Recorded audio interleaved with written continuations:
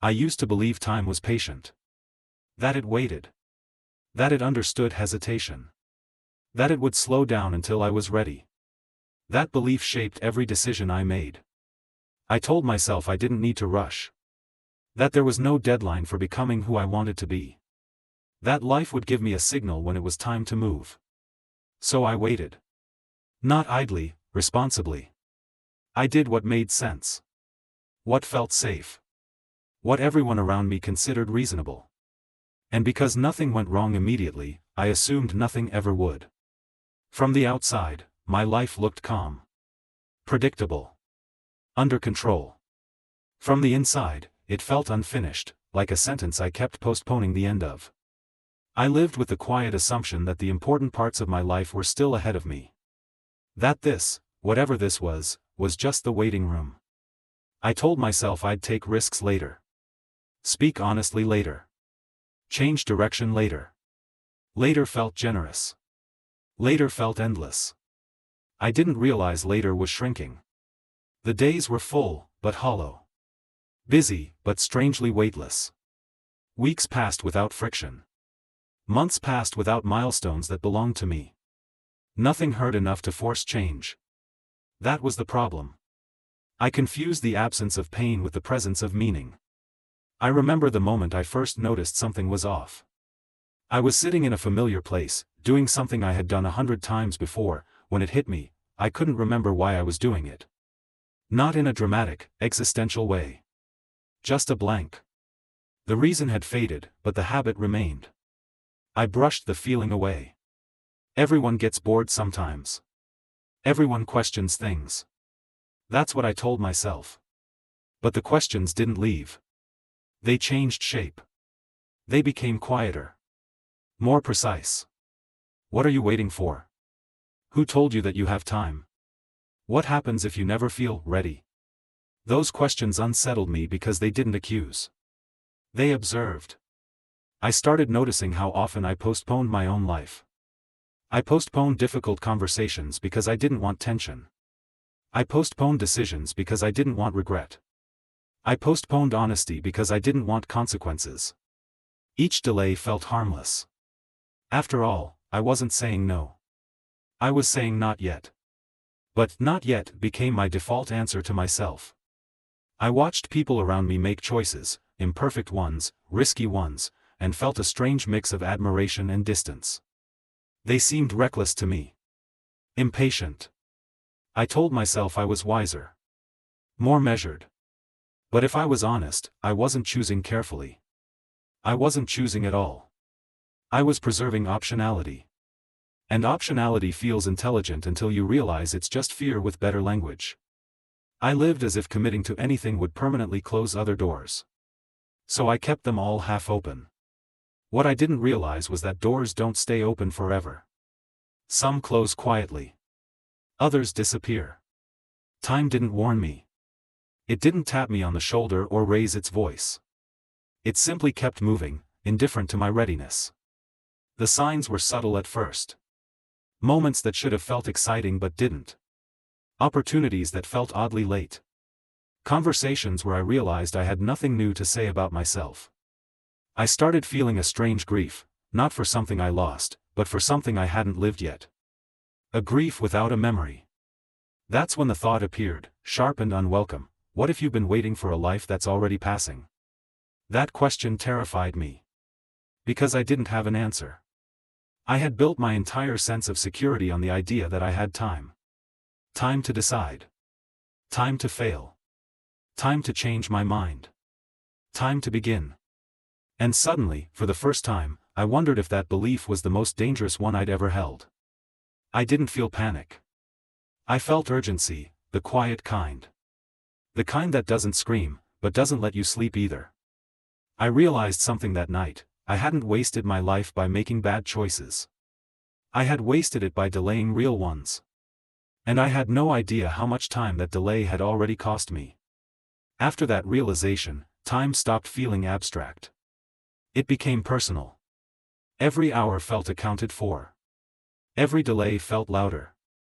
Every later felt like a debt quietly accumulating interest. I tried to return to my old rhythm, but it no longer fit. The routines that once felt neutral now felt heavy. Conversations I used to tolerate began to irritate me, not because they were wrong, but because they reminded me how long I had been postponing myself. I became hyper-aware of waiting. Waiting for the right moment. Waiting for clarity. Waiting for confidence. I saw how much of my life had been built around preparation for a future that never arrived. I had prepared to live more than I had lived. I realized how often I had confused caution with wisdom. Caution told me to gather more information. Wisdom would have told me to act anyway. But acting meant accepting uncertainty. And uncertainty terrified me. So I delayed. I told myself I was being strategic. That I was minimizing risk. That I was protecting myself from mistakes. In reality, I was protecting myself from responsibility. Because once you choose, you can't blame time anymore. You can't say you weren't ready. You own the outcome. That ownership had always felt heavier to me than regret. Regret could be blamed on circumstances. On timing. On other people. Ownership points straight back at you. I started noticing how often I use time as a shield. I'll think about it. I need more time. Now isn't the right moment. Those phrases sounded reasonable. They bought me sympathy.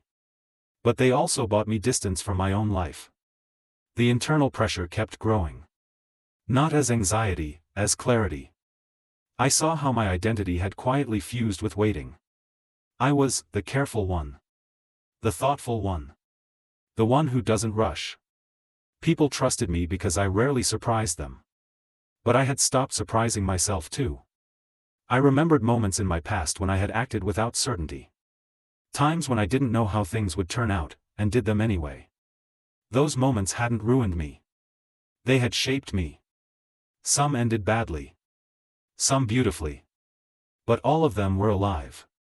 In contrast, the years I spent waiting blended together. Nothing distinctly wrong. Nothing distinctly right. Just a long stretch of neutral. That neutrality began to feel like a loss I couldn't justify anymore. I tried to calculate time like a rational person. How many years I had already lived this way? How many I realistically had left? The math made my chest tighten. Because the numbers weren't abstract anymore. They were finite. And finiteness changes everything. I stopped romanticizing patience. I saw it for what it had become in my life, a socially acceptable form of avoidance. Patience is only a virtue when it's paired with intention. Without intention, it's just delay. I was faced with a moral dilemma that no one could help me with. Continue waiting, preserve comfort, avoid mistakes, stay unexposed, and slowly accept that my life would remain unfinished. Or act, without guarantees, without certainty, without the safety of later, and risk discovering that I had waited too long. Both options involved pain. But only one involved honesty. I started testing my fear. I asked myself uncomfortable questions and didn't soften them. What if nothing magical happens after you decide? What if you act and still feel lost? What if you fail, publicly, visibly? Those questions scared me. But a different question scared me more. What if you never try, and one day realize there's no time left to begin? That question didn't come with fear. It came with grief. A preemptive grief for a life unlived.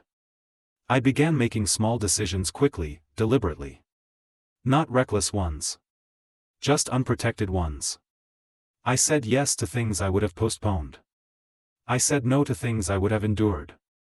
I chose before certainty arrived. Every time, my instinct screamed that I was being irresponsible. And every time, nothing collapsed. Life didn't punish me for acting sooner. It responded. Not with clarity. With consequence. And consequence, good or bad, felt better than waiting. Because consequences mean you're moving. The illusion that time would eventually save me was gone. Time doesn't rescue. It only reveals. And what it was revealing to me was simple and brutal. I hadn't been patient. I had been afraid. And fear had been quietly making my decisions for me. The moment I saw that clearly, I knew something irreversible had happened. I could no longer pretend I was waiting wisely. I was waiting instead of living. And once you see that, waiting becomes unbearable. I expected action to feel heroic. Like a turning point. Like clarity arriving with confidence. It didn't. It felt awkward. Uncertain. Quietly terrifying. When you stop waiting, there's no music swelling in the background. There's just you, standing in the open, realizing there's nothing left to hide behind. No later. No preparation. No imaginary future where everything finally makes sense. Just now.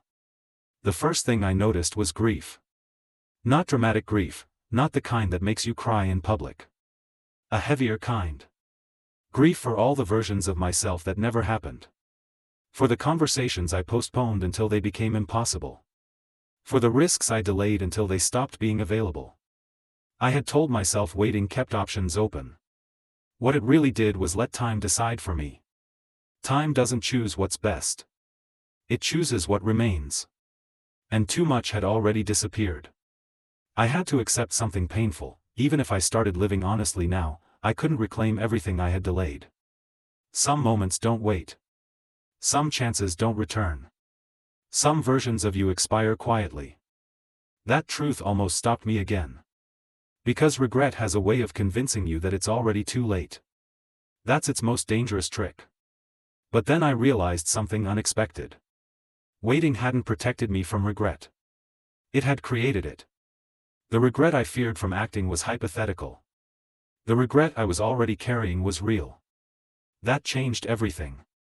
I stopped asking whether my next step would be successful. I stopped asking whether it would make sense to others. I started asking a different question: will I respect myself if I don't do this now?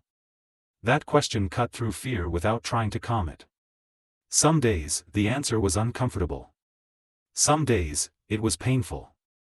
But it was honest. I began choosing movement over perfection. Not recklessness, presence. I let myself begin things before I felt ready. I spoke before I had polished the words. I committed without knowing how it would end. And yes, some of it went wrong. Some choices led to disappointment. Some to awkward explanations. Some to endings I hadn't anticipated. But none of them felt wasted. Because even failure, when chosen consciously, feels alive. The strangest part was this: the fear didn't disappear. It just stopped being in charge. Fear still showed up, every time I stepped into uncertainty. But now it came along, instead of driving. I learned that confidence isn't the absence of doubt. It's the decision not to let doubt make all your decisions. My life didn't transform overnight. There was no clean reset. No clear before and after line. There were quiet days where nothing seemed different, except that I was no longer waiting for permission to feel present. I noticed moments more. The weight of choices. The texture of uncertainty. The sharpness of being involved. Even boredom felt different when it belonged to me. I still think about the time I lost.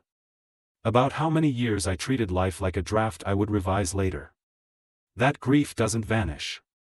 But it no longer paralyzes me. It reminds me why I won't go back. If you're listening to this and you feel that familiar calm that hides avoidance, if your life feels safe but unfinished, if you keep telling yourself you'll begin when you're ready, this is what I learned the hard way: time is not patient. It is neutral. It doesn't care about your intentions. It doesn't wait for your courage. It only keeps going. Waiting doesn't make you wiser. It makes you older. I thought I had time. And for a long while, I did. Until I didn't. The moment I stopped waiting wasn't triumphant. It was grounded. I wasn't chasing happiness. I was reclaiming agency. And that changed the meaning of everything. My life now isn't perfect. It's not guaranteed. It's not always comfortable. But it's no longer postponed. I'm here, choosing, risking, adjusting, failing, learning, in real time. And if there's one thing I know now, it's this: the most dangerous moment in life isn't when things fall apart. It's when they stay just comfortable enough for you to wait forever. I waited long enough. I don't have time anymore. And strangely, that's exactly what finally set me free.